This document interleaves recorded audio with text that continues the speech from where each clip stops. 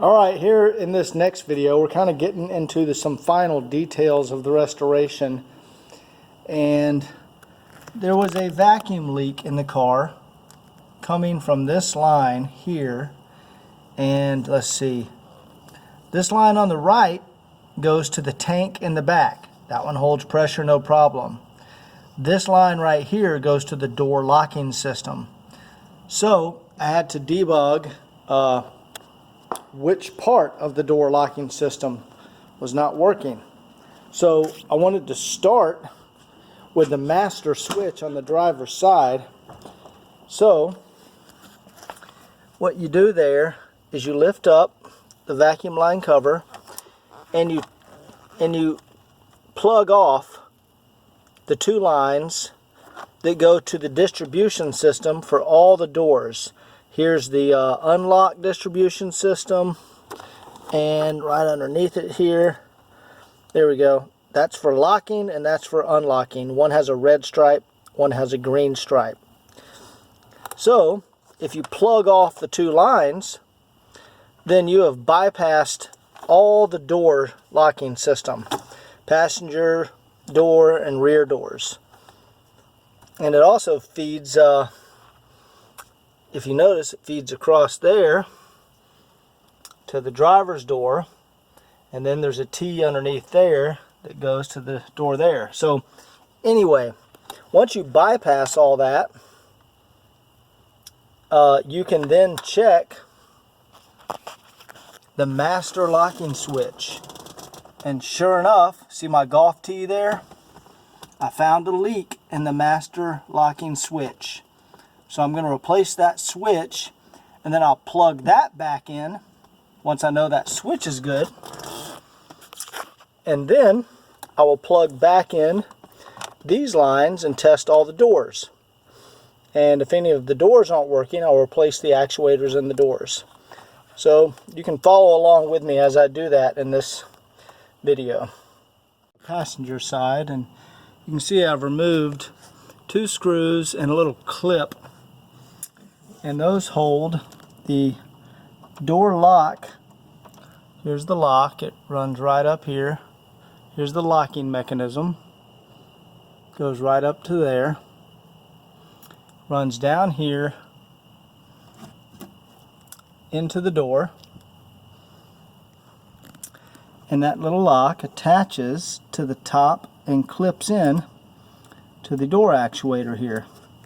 And then you can see there's vacuum lines on the top of this actuator. We have the one with the green line, and on the bottom, let's just make it out. See, there's the red line. So green on top, red on bottom. So I'm going to disconnect this old nasty actuator and put a replacement in there. I'm going to do that on all the doors.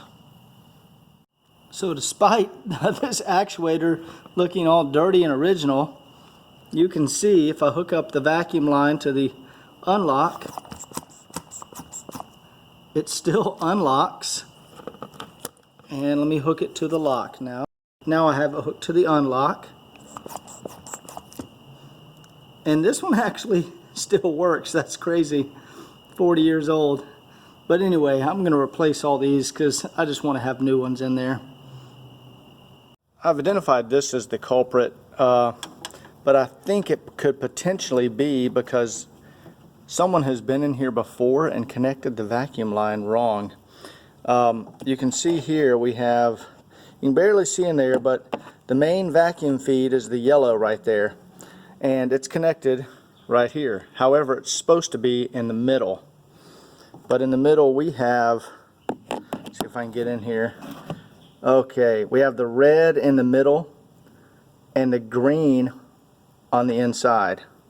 So I'm going to go ahead and hook these up correctly and see if that resolves the issue with the door lock vacuums.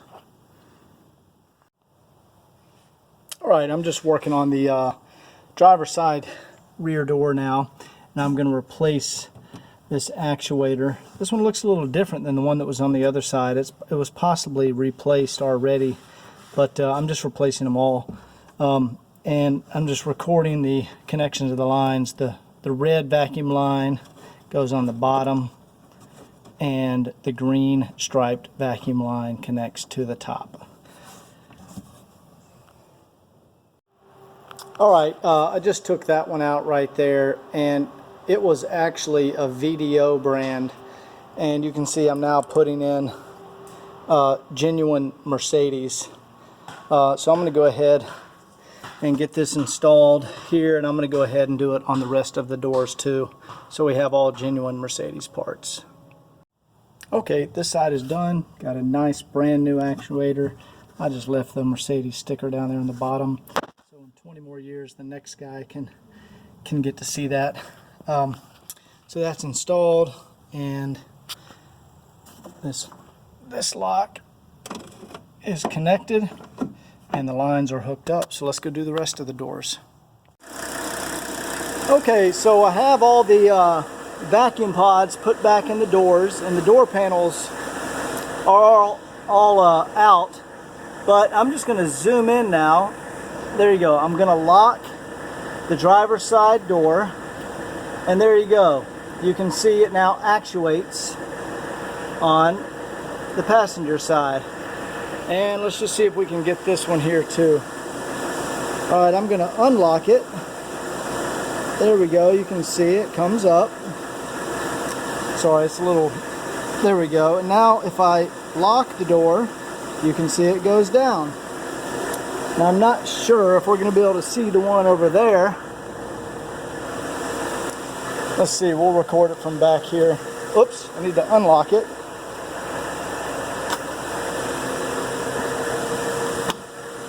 Okay, so now we'll zoom in on the passenger side, and you can see if I lock the driver's side. Oh, and I heard the back one lock. Now if I unlock it, we'll see that unlocked, and this one also unlocked. Now I can lock it again. So all the door vacuum lines are working, and all the pods have been replaced with brand new Mercedes parts, and it works excellent. Now we should get a strong shut off when I turn the key on the engine. So I'm going to turn the key, bam, shuts off immediately. Beautiful. Vacuum system is 100% in working order. All new vacuum pods in all the doors. Oh, also put the new master lock cylinder. Whoop, let me unlock it. Awesome, everything unlocked. Oops, let me take the key out of here. This is the master locking mechanism, and I also replaced this. There's the original right there, and that one was leaking. They have little O-rings inside that leak. So all this has been replaced in an excellent working condition now. And I actually found the culprit. Here's one of the original Mercedes door pods, and it won't hold vacuum. It's got a leak in it. So that's the one that was causing the problem. Anyway, they're all new now anyway. What I'm working now is just greasing the rear door straps. I've taken them out, and I'm sorry, I took out the bad door straps and ordered in these replacements, and I just hit them with some body color because in the car they're actually painted body color. Sometimes you see them like a cadmium plating, and sometimes you see them body color. On this car I looked at the originals and the straps were body color, so I'm just greasing these up real good so these will last another 40 years. And I'm going to go ahead and put these door straps back in the rear doors. Usually it's the front doors you see that are bad, but on this car the front door is very good. You can see there's the original door strap in here, so I will take out the front ones and lubricate them, but they're in excellent condition, so no need to replace these. But yeah, you can see this front door. See, if you come out to the, see it locks into position. Those are in good condition. So let me go ahead and get these back in the car, and then I'll start on the front. Alright, I have the rear door strap in. Now watch this. I'm going to push the door. See how it grabs on the first lock? There you go, grabs on the second lock. So that's a restored rear door strap. There you go. See how strong that is?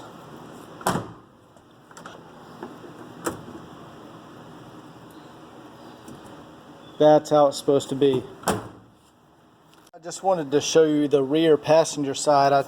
I got the broken door strap out, and you can see how it's just kind of loose and flopping around there. This one was like barely working, and it's definitely not supposed to be like that. So this one's dead. Here's the replacement, super greased up, and you see it doesn't move at all in there. It's in there firm. So I'm going to go ahead and put this one in here, and the way you put it in there is, there you go, you put it in like that, and you feed it through the hole right there, and then you can just see there's the oops, I got it upside down. Let me flip it over. There we go. You feed it through the hole, and then there's the mounting hole right there. So you put the bolt in there just to hold it in place, and then the other two bolts are right there. You can see just one of the bolt holes barely. It's right inside the rubber, gasket, door gasket, and then you can put the clip in there. Now it's important when you put the pin back in. I put a little grease on the pin, but above the pin you have this little nylon washer, and you want to put the nylon washer in there before you put the clip on the bottom, and that's how you correctly assemble that. So I'm going to go ahead and get this one in here, and I'll show you how this side works. Okay, so you can see I've just got a little grease on the pin, and I've started the pin, but I didn't push it all the way through because I got the nylon washer right there. And you just want to tap. There we go.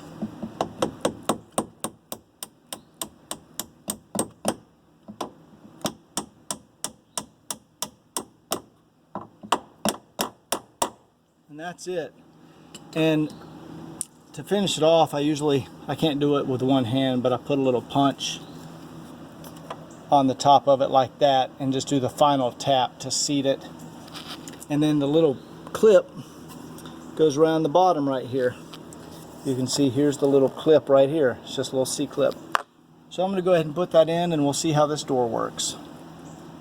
Okay, this one is back together, and so we should be at the full lock right now. There we go. So now when you open it,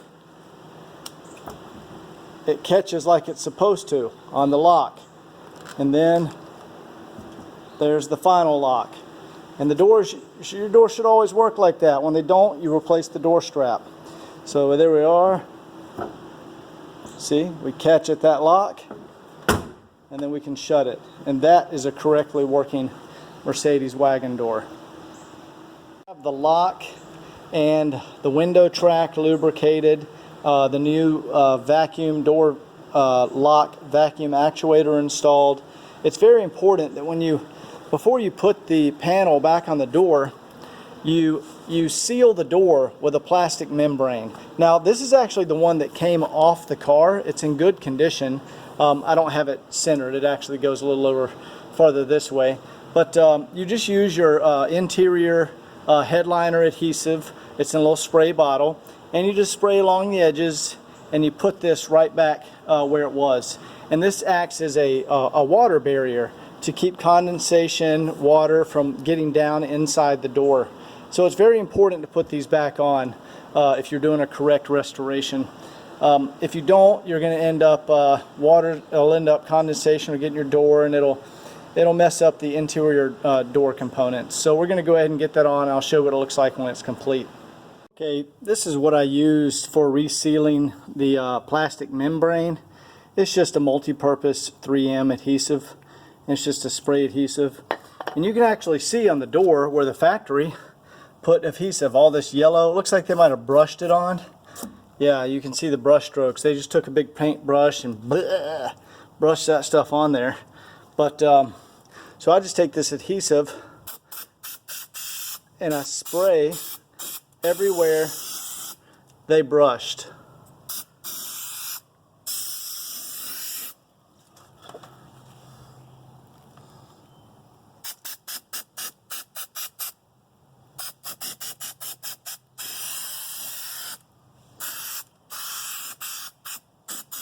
And there we go.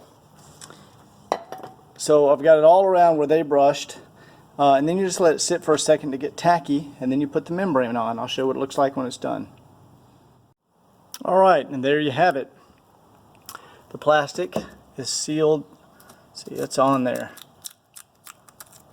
I could peel it off, but that is stuck on there. And the way you know how to get it in the right place, you just try to line up the holes that are in it with the holes for the armrest. And there's the door handle, and also you can try to line up the holes for the where the clip little pins for the door go in, the door panel. I always just try to line up with these, and that's in there, and that's the protective membrane that needs to be installed between the door panels. Now this side is ready to have a door panel go back on. Okay, the rear door is done, and actually took off the this panel here because it was a little loose, and I'm going to put some new clips on there.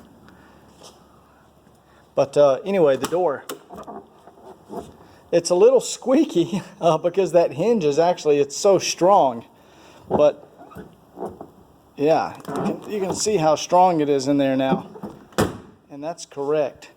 So I'm going to go ahead and finish the rest of the doors, put all the panels back on. We have all the door straps lubricated, windows lubricated, all of the vacuum actuators replaced, all of the door panels put back on. Starting to look really good. I'm putting in new clips right now to hold the trim on. The trim had these, looks like really old, probably original clips, and it was starting to separate in some places. Yes, looks good. New door panels back in. Let's go look on the other side. All the doors operate correctly now. The vacuum system operates correctly now. It's a lot of work, you guys.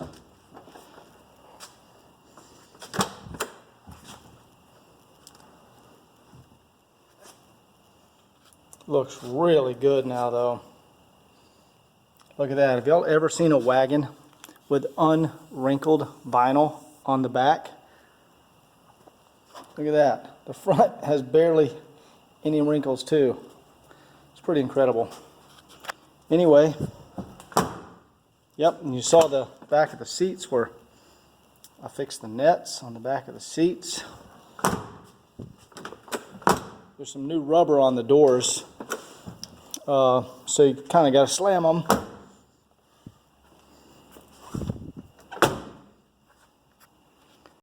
Alright, I've got the battery tray out, and that's one of the weak spots on these cars, and I went ahead and repainted it. You can see we have some surface rust down here, but I've treated that. It's good it wasn't rusted all the way through. And let's see if we can get some light on here. There we go. I've treated that, but it's still intact, and there was just surface rust along this area. So I've sanded that and treated that, and now I've repainted the battery tray.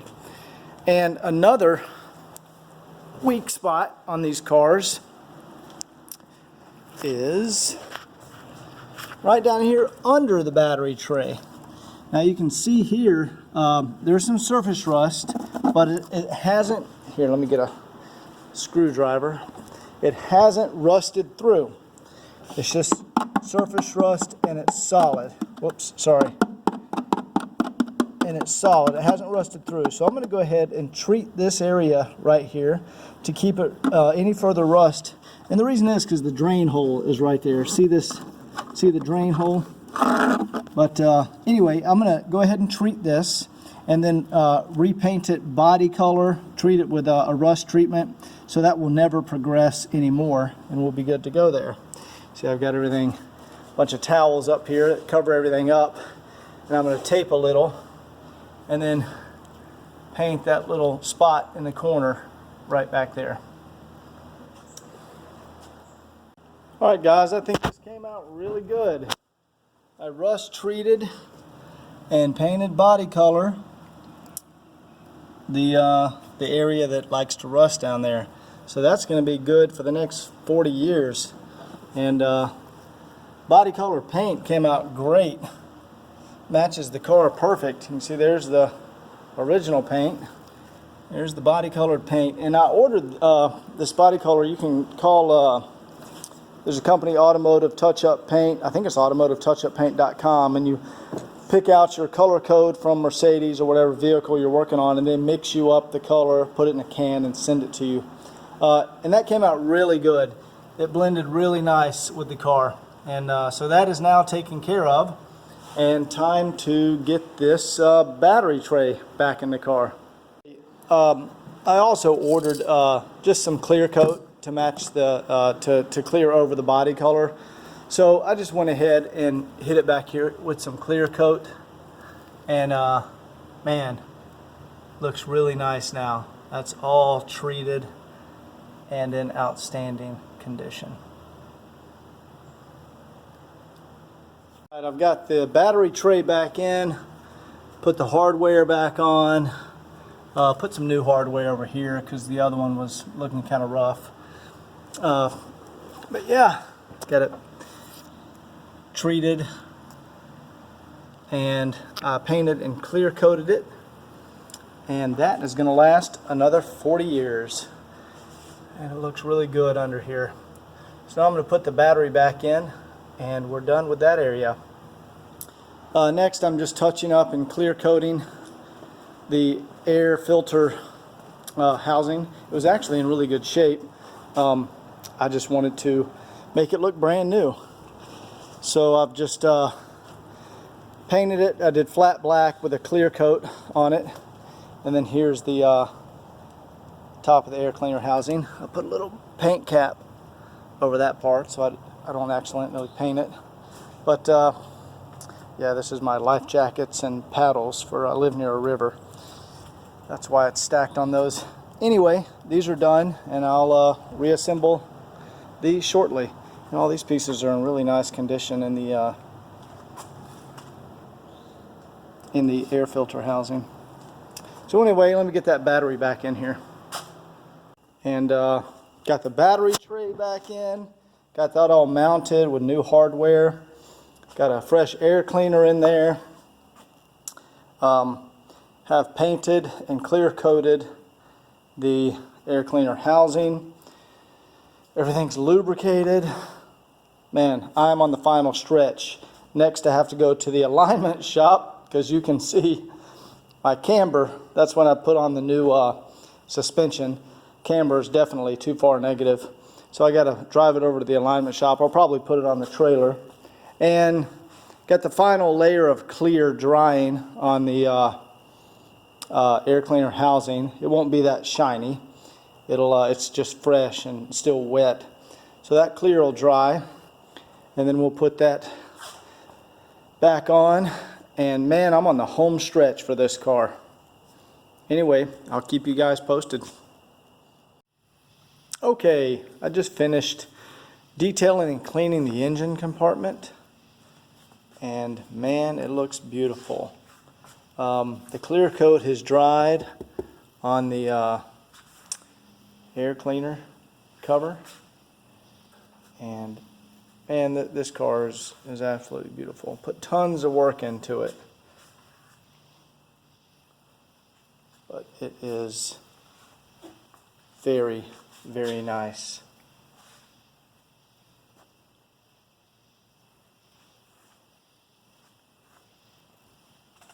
Man, that looks good. 111,000 miles, folks. Anyway, I'm going to take this out and wash it tomorrow, go get the alignment done, and then this thing will be posted for sale. I'll do some final videos that show the car outside and the sun once I've washed it and waxed it. And this thing is this is probably one of the nicer wagons in the country right now. So anyway, I'll post some more videos this week when it's all ready.